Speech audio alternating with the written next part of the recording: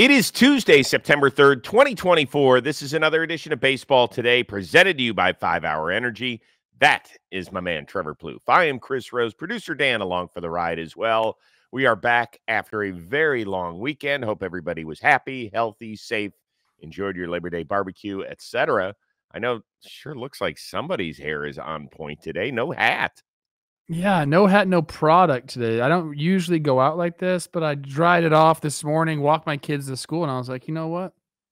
I look all right. I'm going to go all natural on camera today. You know, sometimes I just want to inspire the people, Chris, and today is one of those days. You have certainly done that. There is no question about it. Good job by you. Once again, today's episode brought to you by 5 Hour Energy. Shots that help you feel alert and energized. Every shot is packed with vitamins, nutrients, and about as much caffeine as the leading premium coffee. And here's the kicker: contains zero sugar. You'll drink it in seconds, you'll feel it in minutes, and it will last for hours. It's available in a wide range of great flavors across regular strength and extra strength varieties. So head on over to 5hourenergy.com and use the code JOHNBOY to save 20% on your first order. That is the number 5hourenergy.com. Code JOHNBOY. You'll save 20%. And don't forget about our 5 Hour Energy question coming up later in the week. That is on Friday's show. Okay, we get it going with one of my favorite things that I've seen all year. It is a tip of the cap. Tampa and San Diego. They played over a long weekend.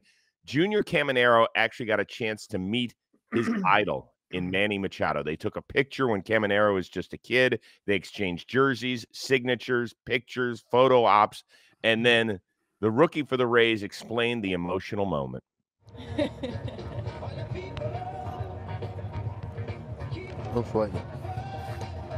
It's a dream. What are the emotions that surface right now when you think about that, Junior? ¿Qué emoción sientes? Que los sueños se cumplen. That all the dreams can come true. All right, for people joining us audio only, the first 5 or 6 seconds of that, he's literally crying. Like, he is so taken back. We're also showing the picture of Machado hanging out with Junior Caminero, if you will, when he was just a little pup on an international team. Dude, I mean, that give you all the feels. It does. I kind of wish I had a guy like that I really, really looked up to growing up, and then was able to play against him. I mean, this is an all-time moment. I guess I can't necessarily relate to him that much. My idol was my brother growing up. We never got to play against each other in the big leagues, and I got to hang out with them all the time. But this is really cool, man. Especially, he's from the Dominican Republic. Machado, obviously born in the States, but represented the Dominican Republic in the WBC. That's his background.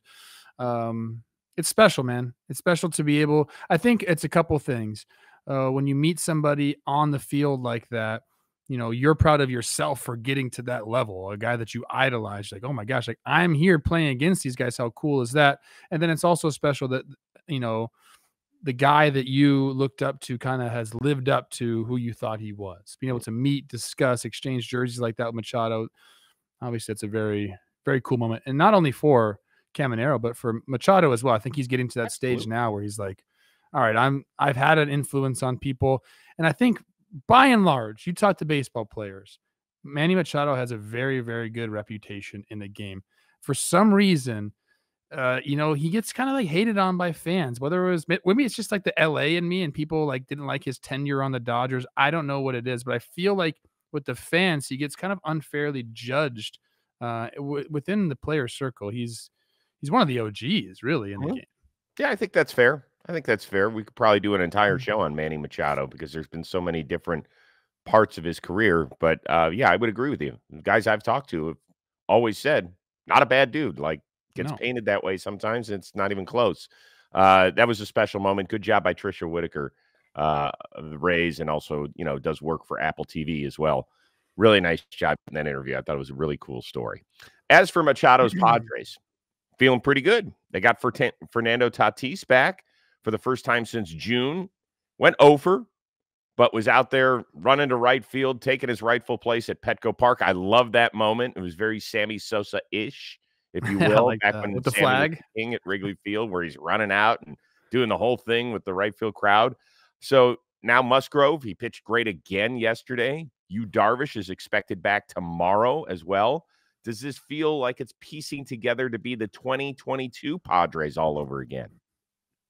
I don't think Padres fans want that. I think they want more than 2022. So I will say this: if the Padres were to go this postseason and just run it and win the World Series, I would not be surprised whatsoever. I mean, they have all the high end talent in the game. I mean, they have the guys to do it. You look up and down that lineup, you know the guys that are there, especially with Tatis back, the way they've been scoring runs, the way their offense is. They kind of do it in a bunch of different ways, Chris. I love they bunt a lot, they move runners, they hit homers, they kind of they're a complete offense. You mentioned the starting pitching they have coming back: Dylan Cease, Michael King, Joe Musgrove, Yu Darvish. That's a pretty formidable rotation. I mean, Martin Perez has even looked good for them in his time there. So they have the horses there to do it. And then the bullpen is, I saw firsthand that bullpen up against my Twins. They have real deal bullpen depth, high end guys. So the formula is there for them to win the World Series. Like I don't think 2022 is good enough for Padres fans. I think it's shaping up to be better than 2022. At least the roster is. Will the result be there? I'm not really sure. I just think this is the most complete team we've seen in quite some time in San Diego. Yeah, so I think what I mean by that is that they could kind of come out of the weeds a little bit, right? When we do get to the playoffs, everybody's going to look at the Phillies and the Dodgers, and depending on how the Diamondbacks are playing based on what they did last year, people might pick a little bit on them. We'll see if the Braves are able to hang on to a wild card spot, and certainly with some of the names in that lineup, even without Acuna and Spencer Strider, et cetera, they still have enough guys that have done it at such a high level come October that people are probably going to pick them. So I think that's when I asked the question, that's what I was kind of thinking. To their credit, they have gotten this far basically without much help on the pitching front in terms of consistency. It's been Cease and it's been King.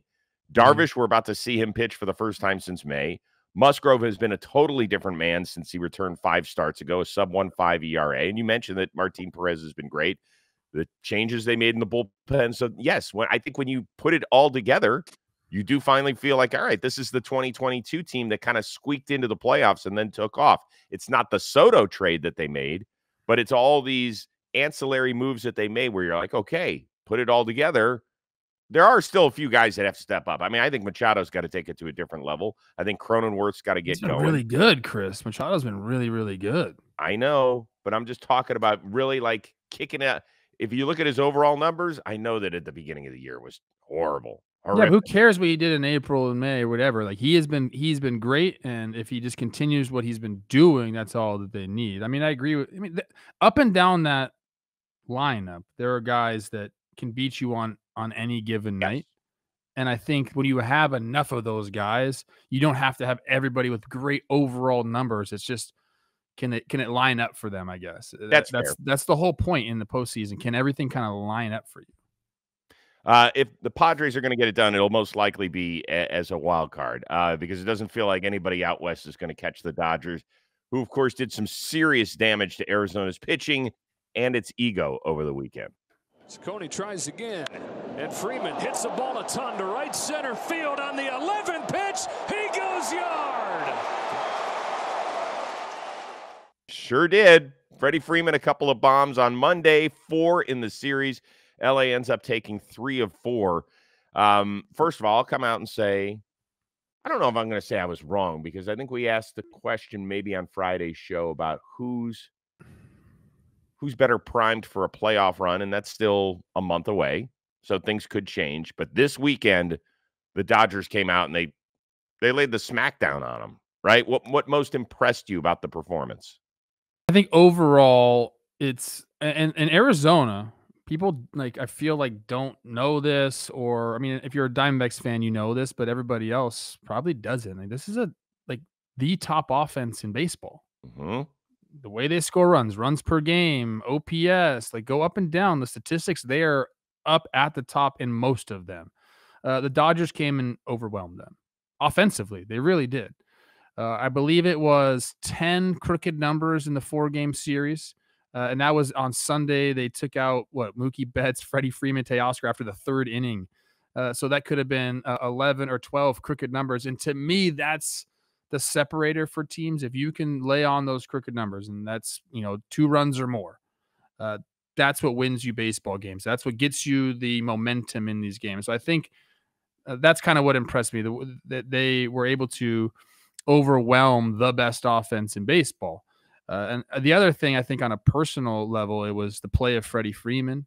Mhm. And, he just, against the Orioles, Dave Roberts called him and said, you need to take some time, mental break. Plus he's nursing a broken finger. Mhm. And, he had been kind of rushed back with that, slumped a little bit. And I think it was really smart of Dave Roberts to say, take some time.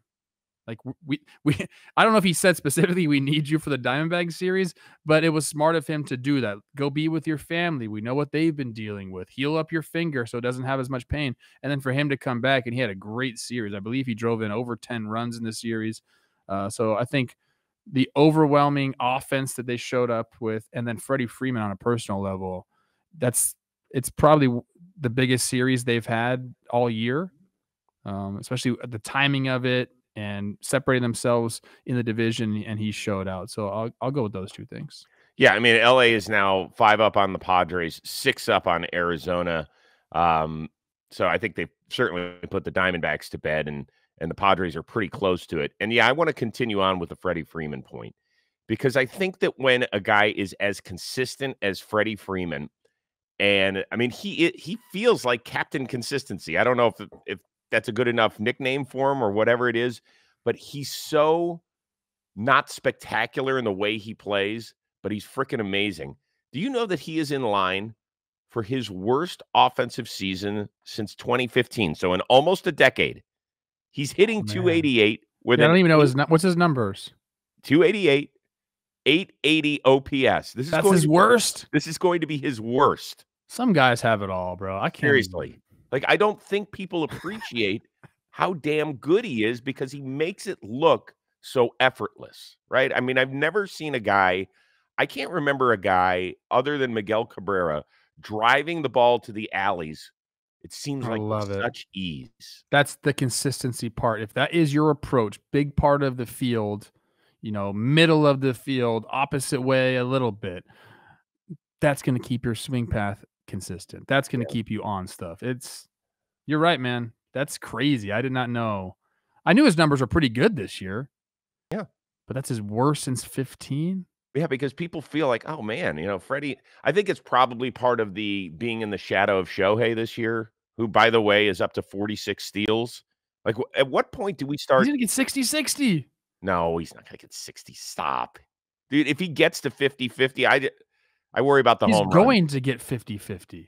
1,000. He's 6 homers away and 4 stolen bases or something. Hey, you know how homers go. They can disappear in a hurry, particularly when you're trying to hit homers. He's not trying, and he's batting leadoff. He's going to get a bunch of at-bats. This guy's, dude, he's not taking days off. He didn't come out of the game on Sunday because he's like, no, bro, I'm going to hit homers. Although he did get called out on a 3rd strike the other day, which was horrible. Yeah, he's going to get there, Chris. 50-50 to me is not enough. He's going to, in my opinion, I think he can max out at 55-55. I think he can get there.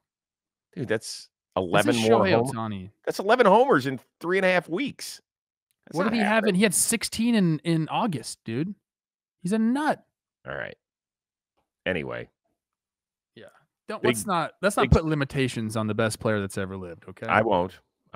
Most talented player that ever lived, because you're going to get a ton of shit for the other statement. I don't care. All right. We want to thank SeatGeek so much for sponsoring today's edition of Baseball Today. Of course, SeatGeek, the official ticket marketplace of Major League Baseball, the #1 place to buy tickets.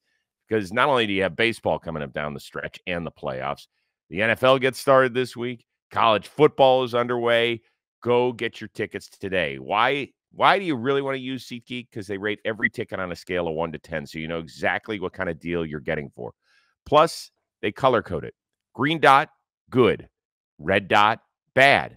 You might look at it and say, wait, hold on. This is a front row seat. Why does it have a red dot? Because it's not the best deal that you can get. They're always looking out for you and your wallet. And everybody, today, if you use the code TODAY10, You're going to get 10% off any tickets on SeatGeek, whether you're a new customer or not. So no matter how many times you bought tickets using SeatGeek before, today 10, get you 10% off your next order. So go take that phone, like this one, open the SeatGeek app, add the code today10 to your account. What are you waiting for? You're going to want to do it now because this offer is only available for a very limited time. The code is today10, 10% off your next order. Got it? Good. All right, we will stay in the National League. Milwaukee running away with its division, crushed St. Louis on Labor Day Monday. Willy Adames has now hit a homer in 5 straight. But you know what? He ended up taking a back seat to a rookie who's not even 21. To left field. Jackson Chourio. Grand slam. He called it. He called it before everything happened. Is that right? Yeah, I think it was nobody on yet, and he said, I gotta get ready because I'm about to hit a grand slam right now. And he made it happen. It was incredible. Man. That's why he was pointing to me and Frankie, because we were talking about it, and he was like, I'm gonna hit it. And he did it. I was like, oh my God. That's Willy Adames explaining the conversation Jackson Chourio was having with his teammates in the dugout. We haven't talked a ton about Jackson Chourio ever since he got that contract extension before becoming a major leaguer. Are we so sure that this isn't the Jackson that should win National League Rookie of the Year? I was ready to come on here and tell you, Chris, I've already cemented that Jackson Merrill is the guy. The numbers are there. He's played every single day for a winning team and got all these late homers. And I think he still does have that on Jackson Chourio. The go-ahead homers, the game-time go-ahead homers, Jackson Merrill has done that, and it's been great. But the overall numbers are like neck and neck. I'm not saying this is what you should do. This is not betting advice. But if you wanted to sprinkle a little bit on Jackson Chourio right now at plus 2,500 to win the NL Rookie of the Year, I think it might be a smart bet because he could continue to go off. And by the end of the year, his numbers, since June 1st, this guy started out really bad. And of course, who wouldn't? You're 20 years old. April and May, not good for him. He had a 581 OPS through those first 2 months. Then June 1st through September 2nd, 911 OPS, 318, 371, 540. This guy's been going up. If he has a big month, Chris, and we see Jackson Merrill struggle, which I'm not saying it's going to happen. I don't see that happening because he is obviously a stud too. This could flip for me. It really could. I don't think Paul Skenes should be in the discussion anymore. I'm not on that train. Everyday players to me are going to get the nod every single time, especially if they've been up all year long. But it's a lot closer than I thought. It really, really is. I'm super. I talked to Yelly in the offseason. I went and watched him hit one day, and he mentioned Chourio, and he goes, "Man, the way they talk about this kid is different."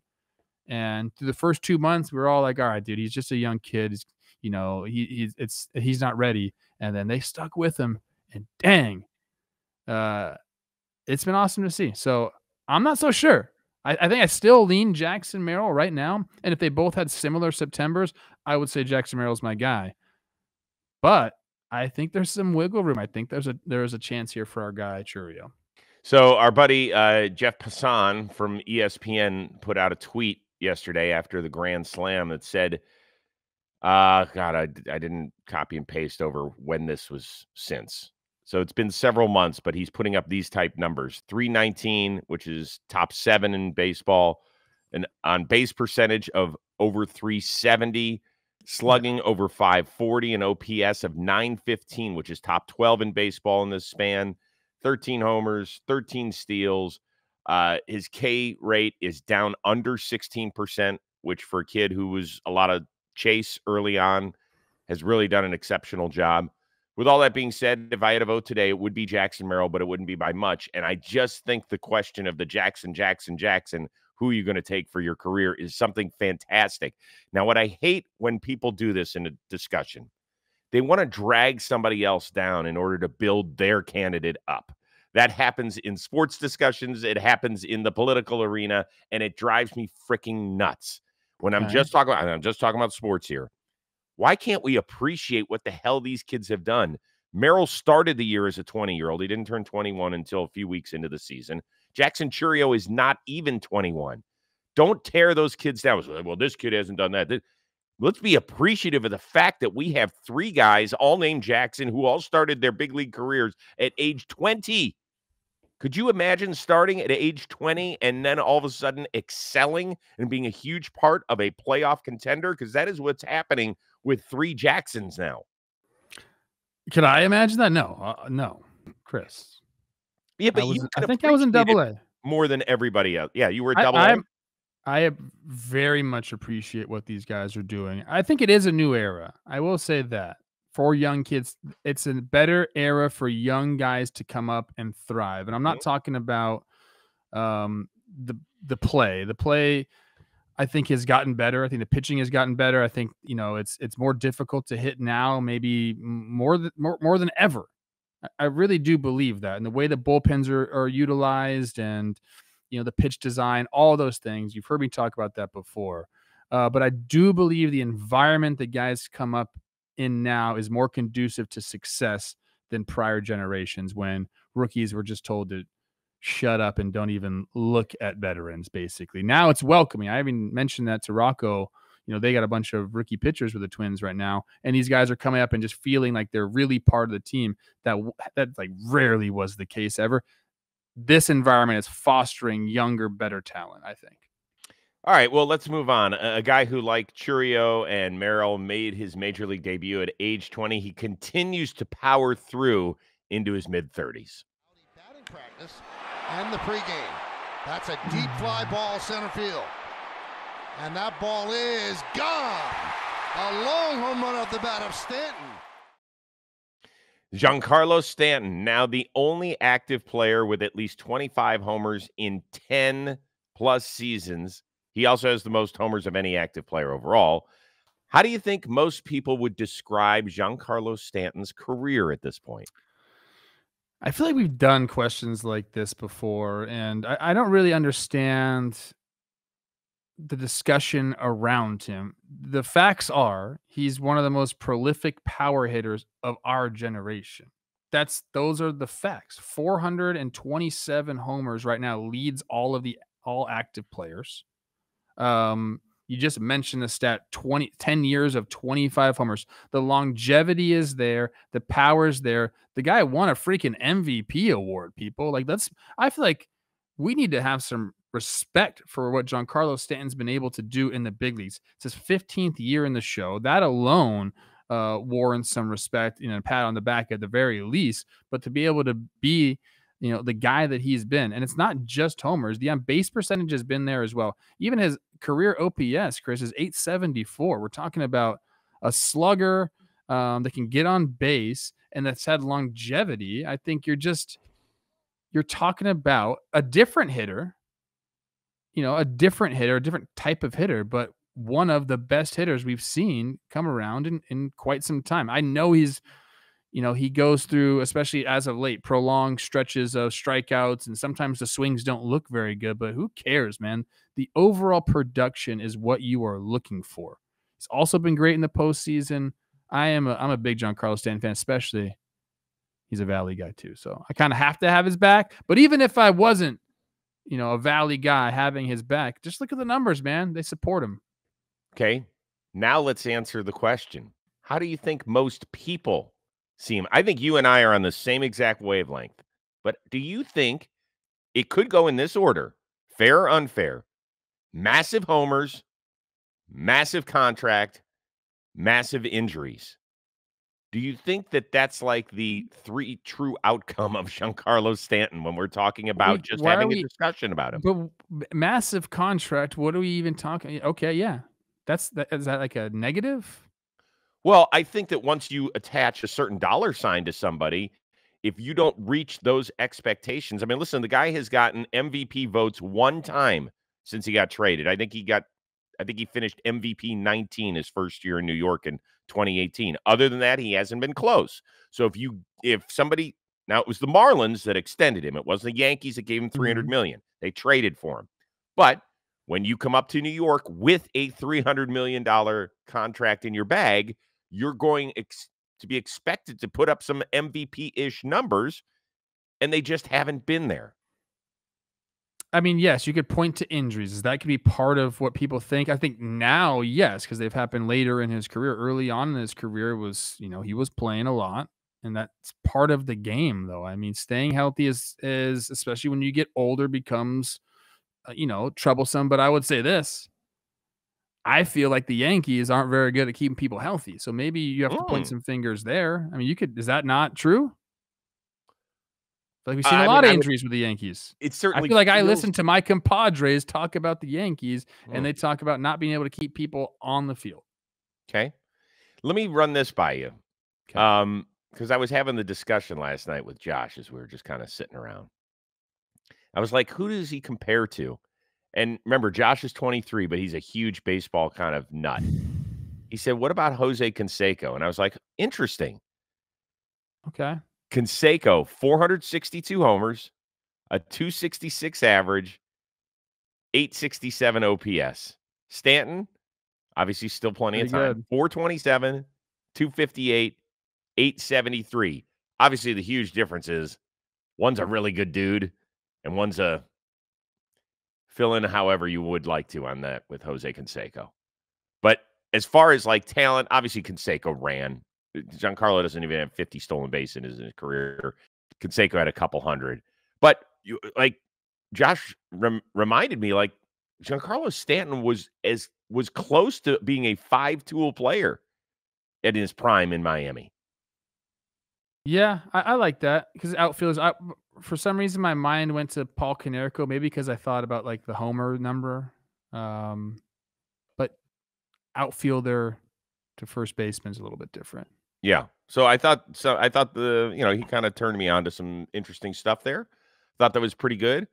I do hope people see Stanton in the light that he deserves, because I think you and I are on the same wavelength here. But there's just going to be some people who say, no, I mean, unless you live up to that contract. And at this point, that would be helping the Yankees win it all.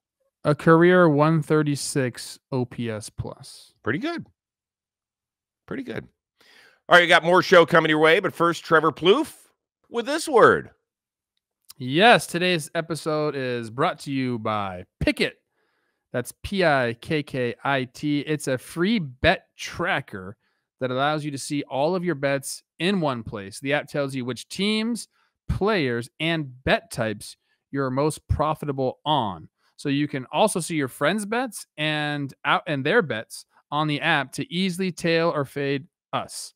I guess that means my bets as well. So if I'm on there, you can see what I'm doing. You can track what's going on around you, which I think is pretty cool. Fade your friends. The one guy that's always bad, fade that guy. I got one of those friends. Pikkit is a great way to track what sports players you're up or down on. The historical context Pikkit provides is invaluable. The app is totally free and super helpful for tracking your bets. All you have to do is download Pikkit, Pikkit now with code JOMBOY, JOMBOY, to get $3 or $100 sent directly to your PayPal or Venmo. All right. Either scan the QR code on the screen or head to Pikkit.com